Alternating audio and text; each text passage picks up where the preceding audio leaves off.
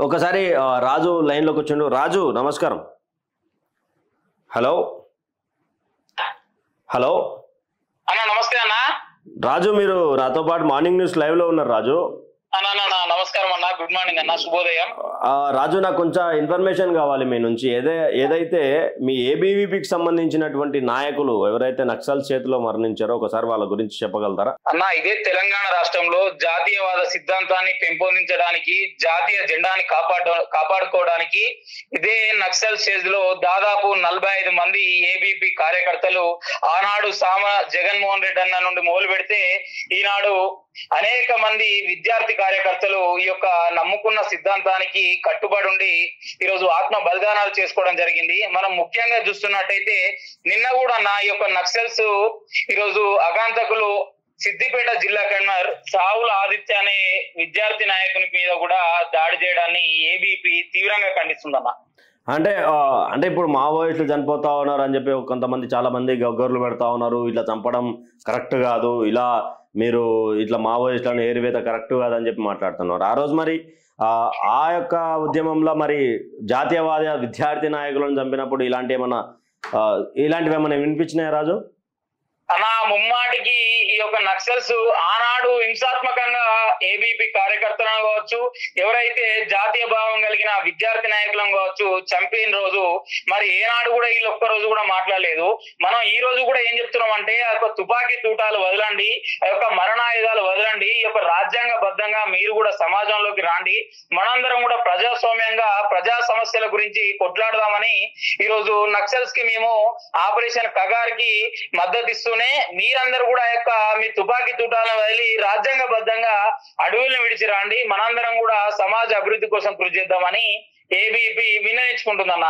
మనం ఏ రోజు కూడా ఈ రోజు నక్సల్స్ ను చంపద్దని ఈ రోజు చంపాలని కూడా కోరలే. కాకపోతే ఏంటంటే మీ యొక్క మరణాయుధాలు వీడండి, మీరు కూడా అడవులను వీడి సమాజంలోకి రండి, మీరు వీడపోతే మీ యొక్క రాజ్యాంగబద్ధంగా మీరు ఉండకపోతే మీరు రేపు పొద్దున కాలగర్భంలో కలుస్తారు కాబట్టి మీరు ఇప్పటికైనా వీడండి అని కోరుకుంటూ ఈరోజు యొక్క నక్సల్స్ విన్నవించుకుంటే వాళ్ళు ఇప్పటి కూడా దాడులు చేసుకున్న క్రమం కనబడుతుంది. మొన్న కూడా సిఆర్పిఎఫ్ జవాన్లు 4 చంపడం జరిగింది, పోలీస్ ఆఫీసర్లు 4 చంపడం జరిగింది, ఇంకో టిఎస్పిఎస్ ఆఫీసర్లను చంపడం జరిగింది. మొన్న ఇన్ఫార్మల్ గా ఉన్న ఈరోజు మన యొక్క మౌనిక అమ్మాయిని ములుగు ఏరియాలో కూడా చంపడం జరిగిందన్న ఇదే నక్సల్స్. అంటే ఒక లాస్ట్ అండ్ ఫైనల్ క్వశ్చన్ రాజు, అయితే ఏంటంటే మీదేమో ఏబీవీపీ అనేది విద్యార్థి ఆర్గనైజేషన్, ఇక్కడ నక్సల్స్ అనేది మావోయిస్టులు అనేది అడవికి సంబంధించి ఆనాడు దొరల భూపోరాటాల మీద పోరాడిరని చెప్పేసి కథలుగా విన్నటువంటి పరిస్థితి. అసలు విద్యార్థి ఆర్గనైజేషన్స్కి నక్సల్స్కి ఏం సంబంధం? అసలు దేనికని ఏబీవీపీ నాయకుల మీద దాడి చేయాల్సినటువంటి అవసరం వచ్చింది వాళ్ళకు? అన్న, ముమ్మాటికి ఇక్కడ అర్బన్ నక్సలైట్స్ గా ఉన్న ఇక్కడ ప్రొఫెసర్స్ ఉస్మానియా యూనివర్సిటీ కావచ్చు, కాకతీయ యూనివర్సిటీ కావచ్చు, ఈ యొక్క సమాజంలో ఉన్న అర్బన్ నక్సలైట్ గా ఉన్న ప్రొఫెసర్స్ ఇట్లా ఇన్ఫార్మర్ పేర్లతోటి ఇక్కడ కామన్ స్టూడెంట్స్ ఎవరైతే చదువుకుందామని వచ్చిన స్టూడెంట్స్ ని ఈరోజు మీ యొక్క చదువుడు మీకు సాధ్యం కాదు, మీకు అడవులకు పోతేనే రాజ్యాధికారం వస్తుందనే నెపంతో వీళ్ళేమో గవర్నమెంట్ ట్యాక్సుల తోటి పైసలు తీసుకుంటారు, వీళ్ళేమో ప్రొఫెసర్ల రూపంలో ఉండి దాదాపు 4-5 లక్షల జీతాలు తీసుకొని పేద ప్రజలు కట్టే పన్నులతోటి చదువుకున్న ఈ రోజు వీళ్ళు జీతాలు వెళ్ళదీస్తున్న ఈ యొక్క ప్రొఫెసర్స్ ఏమో కామన్ స్టూడెంట్స్ ని అడవులలో పంపుతారు. ఈ యొక్క వీళ్ళు ఇన్ఫార్మర్ పేర్లతోటి అర్బన్ నక్సలైట్ ఉన్న వీరు ఇక్కడ ఉన్న మావోయిస్టులకు నక్సలైట్లకి యొక్క ఇన్ఫర్మేషన్ చేరదీసి ఎవరైతే నక్సలైట్లకు వ్యతిరేకంగా మాట్లాడుతారో, ఎవరైతే ఈ యొక్క నక్సలైట్లను ఏ విధంగా అంటే ఈ యొక్క నక్సలైట్లు సమాజంలోకి రావాలని కోరుకుంటారో వాళ్ళ మీద ఈ విధంగా దాడి చేయడం నిజంగా ఈరోజు సిగ్గుచేటు. దీని మీద పోలీస్ అధికారులు కూడా దాదాపు వారం రోజులు జరుగుతుందన్న ఒక సావుల ఆదిత్య మీద దాడి చేసి ఏబీవీ కార్యకర్త మీద దాడి చేసి ఇప్పటి వరకు కూడా అగంతకులం కావచ్చు ఎవరైతే దాడి చేసిన వారిని ఇప్పటికి కూడా ఈరోజు పోలీసులు కావచ్చు అక్కడ ఉన్న రక్షణ బలగాలు కావచ్చు ఏం కూడా చర్యలు తీసుకోవడం నిజంగా సిగ్గుచేటు. ఇప్పటికైనా ఎవరైతే ఒక దాడి వెనుక పాల్పడున్నారో వెంటనే ఒక నిందితులను శిక్షించాలి.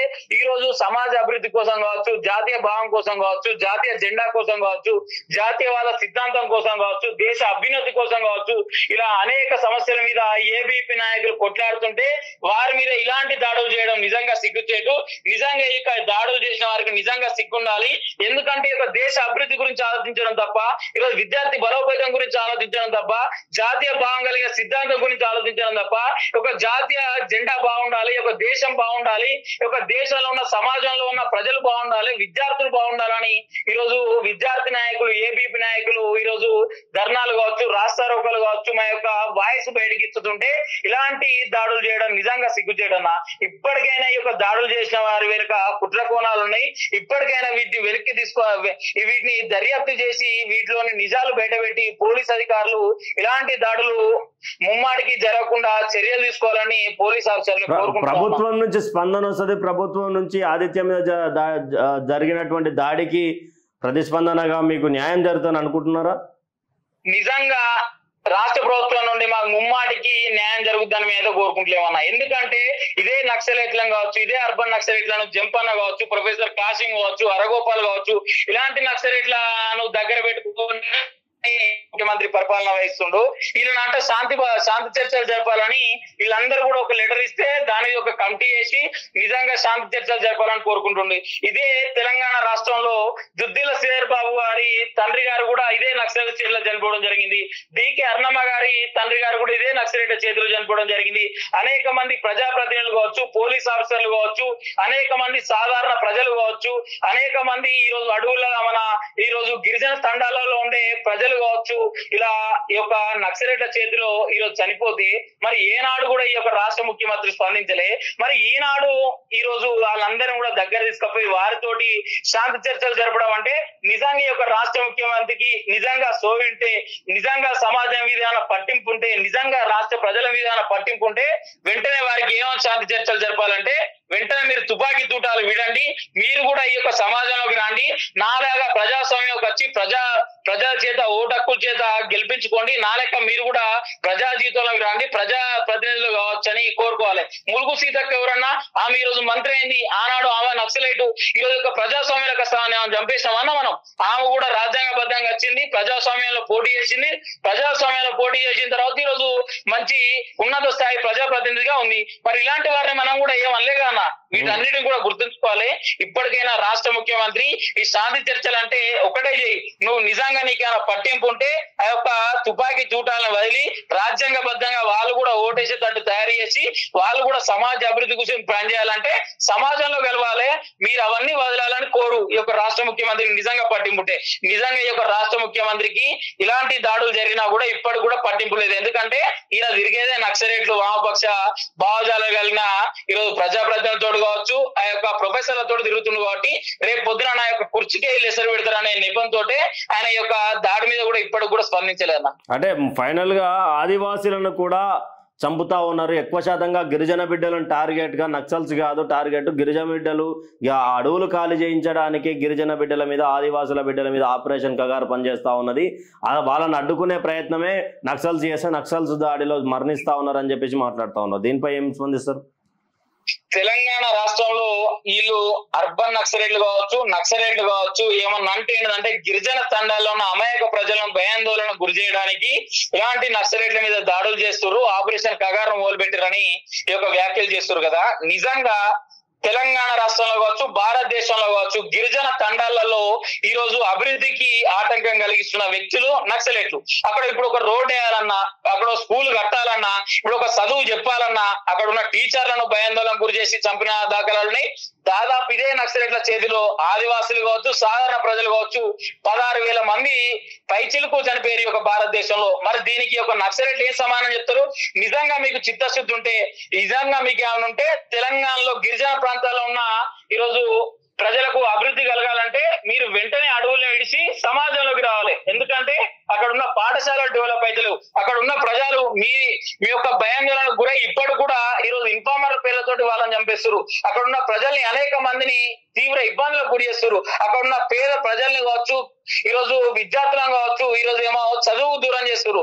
ఇప్పటికైనా అన్న యూనివర్సిటీలో కూడా చాలా మంది ఏమంటారు అంటే ఈరోజు మా గిరిజన తండాలను మేము వచ్చినాం కానీ ఇప్పటికి కూడా అక్కడ ఉన్న విద్యార్థులకు చదువు అందుతలేదు. ఇదే నక్సలైట్ రోజు ఇన్ఫార్మర్ల పేరుతోటి ఎవరినో ఒకరిని గిరిజన తండాల్లో ఉన్న ఈరోజు పేద ప్రజలను చంపేస్తారు. ఇప్పటికి కూడా అక్కడ అభివృద్ధికి ఆటంకం కలుగుతుంది. అక్కడ ఏమన్నా ప్రభుత్వం కూడా అభివృద్ధి పనులు చేయాలంటే కూడా ఈ యొక్క నక్సలైట్ దానికి ఆటంకం కలిగించి చేస్తారు. అక్కడ రోడ్ నిర్మాణ పనులు కావచ్చు, ప్రభుత్వ బడులు బలోపేతం కావచ్చు, లేకపోతే పాఠశాలల అభివృద్ధి కావచ్చు, ఈరోజు గిరిజన తండాల అభివృద్ధి కావచ్చు, ఇవన్నీ చేయాలనుకుంటే ఈ యొక్క నక్సలైట్ వాటికి ఆటంకం కలిగిస్తున్నారని బయటకు వచ్చిన చెప్పిన దాఖలాలు కూడా ఇదే గిరిజన తండాల్లోని ప్రజలు బయటకు వచ్చి చెప్తారు. మరి ఇదే నక్సలైట్ ఏం చెప్తారు? మేము ఈ రోజు గిరిజన తండాల్లోని ప్రజలను చంపడానికి ఈ యొక్క ఆపరేషన్ కగారును తీసుకున్నారు. అనేక మంది గిరిజన తండాలోని ప్రజలు చనిపోతున్నారు ఈ యొక్క ఆపరేషన్ కగారుతో అని చెప్తారు కదా. నిజంగా మీకు ముమ్మాటికి ఇది నిజమైతే నిజంగా మన గిరిజన తండాలకు పోదాం, గిరిజన ప్రజల దగ్గరికి పోదాం. గిరిజన ప్రజల దగ్గరికి పోయి ఏ విధంగా ఈ యొక్క నక్సలైట్ చెప్పేది కరెక్టా, లేకపోతే ఈ రోజు విద్యార్థులు కావచ్చు, ఈ యొక్క మన అనేక మంది ప్రజలు చెప్పేది కరెక్టా, ఏదైతే ఇప్పుడు ఆపరేషన్ కగారుకు మద్దతు ఇస్తారా లేకపోతే మీరు ఆపోజ్ చేస్తారా? ఇప్పుడు గిరిజన తండాలలో పోయి మనం అడుగుదాం. నిజంగా మీకు చిత్తశుద్ధి ఉంటే గిరిజన తండాలు అభివృద్ధి కావాలంటే మీరు అడవులను విడిచి ఈ రోజు సమాజాలకి బాటలేయాలి. ఆ విధంగా ఉంటేనే మన అందరం కూడా ప్రజాస్వామ్యంగా ఉంటేనే ఈరోజు ప్రభుత్వం చేత ఆ యొక్క గిరిజన తండాలు కూడా అభివృద్ధి చెందాయి. కాబట్టి ఇప్పటికైనా ప్రభుత్వం కావచ్చు, అక్కడ ఉన్న మావోయిస్టు నక్సలైట్లు ఎవరైతే ఈ అడవి ప్రాంతంలో ఉన్న వారు కావచ్చు, వెంటనే వారిని ఈ యొక్క అడవుల్ని విడిచి ఈ యొక్క సమాజంలో గెలవాలని ప్రభుత్వం విన్నవించుకోవాలి. ఎందుకంటే లేని ఎడల అనేక మంది గిరిజన తండాలోని ప్రజలు చాలా అవస్థలు పడుతున్నారు. చాలా మంది ఈ యొక్క నక్సలైట్ల చేతిలో ఈ రోజు ఆత్మ బలిదానాలు చేసుకున్నారు. చాలా మంది చనిపోయారు. ఈ యొక్క అభివృద్ధికి ఆటంకం కలుగుతుంది. కాబట్టి వీళ్ళన్నిటికీ మానాలంటే వెంటనే ఈ యొక్క నక్సలైట్ అడవుల బాట వదిలి వెంటనే సమాజంలోకి వచ్చి సమాజంలో ఉన్న సమస్యల మీద పోరాడదాం. అడవుల సిద్ధాంతం అయిపోయింది, సాయుధ పోరాటాలు అయిపోయినాయి. ఈనాడు సమాజంలోకి వచ్చి ప్రజాస్వామ్య బద్దంగా ప్రజల చేత ప్రజల కొరకు ప్రజలే ఎన్నుకోబడ్డ నాయకులు కూడా ఈ యొక్క మావోయిస్టులు కావచ్చు, నక్సలైట్లు కూడా అనేక మంది ఉన్నారు. మనం అలా చూసుకుంటే ఉదాహరణ మురుగు సీతక్క కావచ్చు, అనేక మంది ప్రజాప్రతినిధులు కూడా తయారయ్యారు. కాబట్టి మీరందరూ కూడా అడవుల్ని రండి, ప్రజాప్రతినిధులు కావచ్చు, వేరే రంగాల్లో కావచ్చు డెవలప్ చేయడానికి మీకు కృషి చేయండి. సమాజ నాశనం కోరుకోకండి, సమాజ అభివృద్ధి కోరుకోండి అని మీ యొక్క నక్సలైట్లకు విన్నవించుకుంటున్నాం అన్న. Right thank you Raju, thank you చాలా ఇన్ఫర్మేషన్ ఇచ్చినారు.